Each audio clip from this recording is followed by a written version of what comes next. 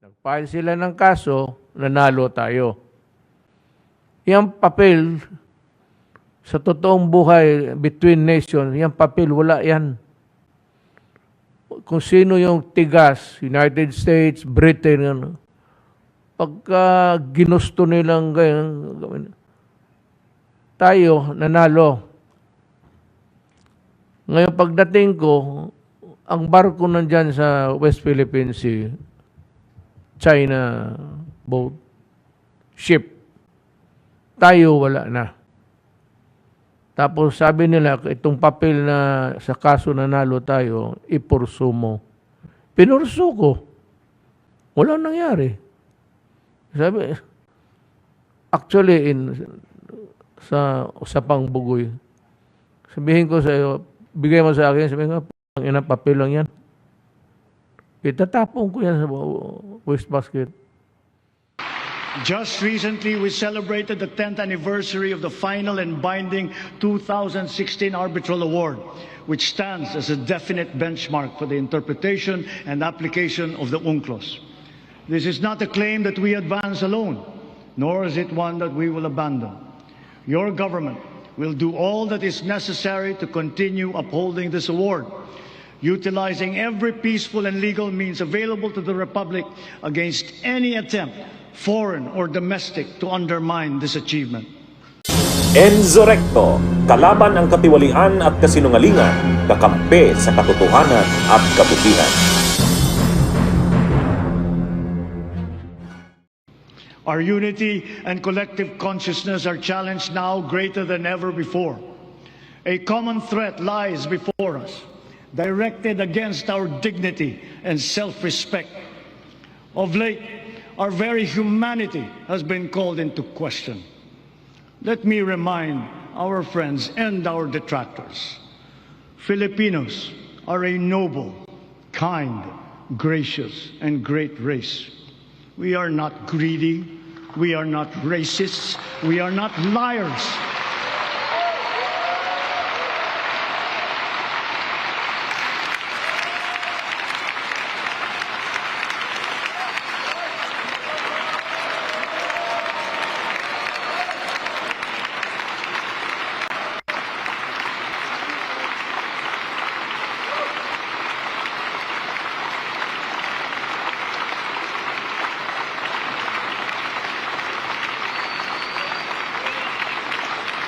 We are respectful and we are dignified. We are Filipinos and we do not yield.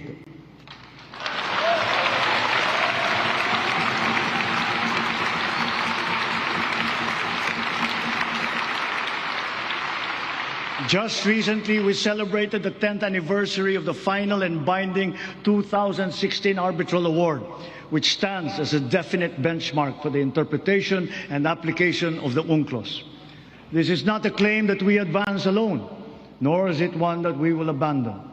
Your government will do all that is necessary to continue upholding this award, utilizing every peaceful and legal means available to the Republic against any attempt, foreign or domestic, to undermine this achievement. We give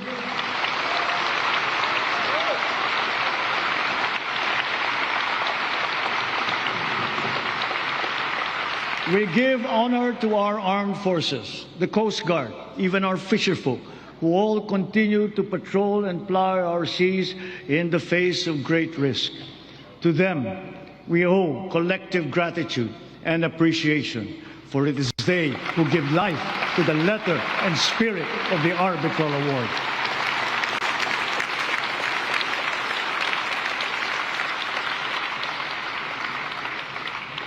Mga kapwa kong Pilipino, sa ganitong mga banta sa ating seguridad, sa loob at sa labas ng bansa, tayo'y tumindig ng taas noo at magkapit-bisig.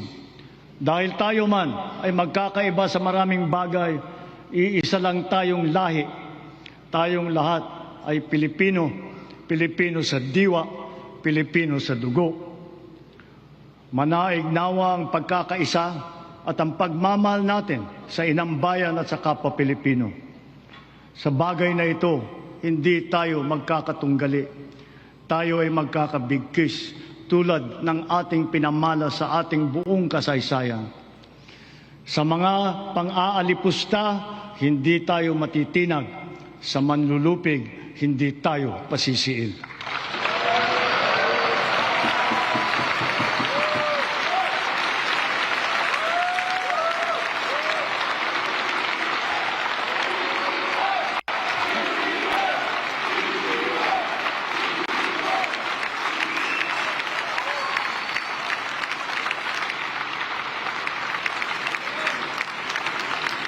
Sa nalalabing 2 taon ng administrasyon, tatapusin natin ang mga nasimulan at tutuparin ang ating pangako sa sambayanan. My beloved countrymen, let us continue the work that we have started to make the Philippines the country that Filipinos deserve. There is no nobler cause than this. We do this for our children. We do this for our future. We can but do this because we love our country and we love our people. Maraming salamat po. Magandang gabi po. Mabuhay ang Pilipinas!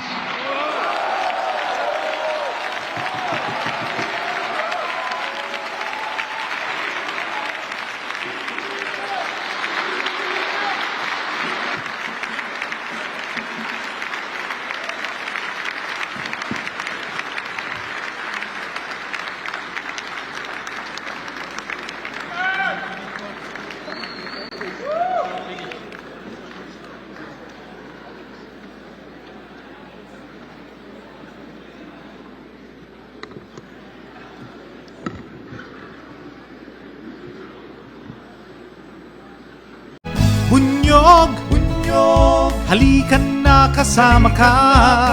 Bunyog, kapag buklod ay may pag-asa. Luzon, Visayas, Mindanao, isa ang pananaw. Sa bagong Pilipinas ang bunyog isisigaw.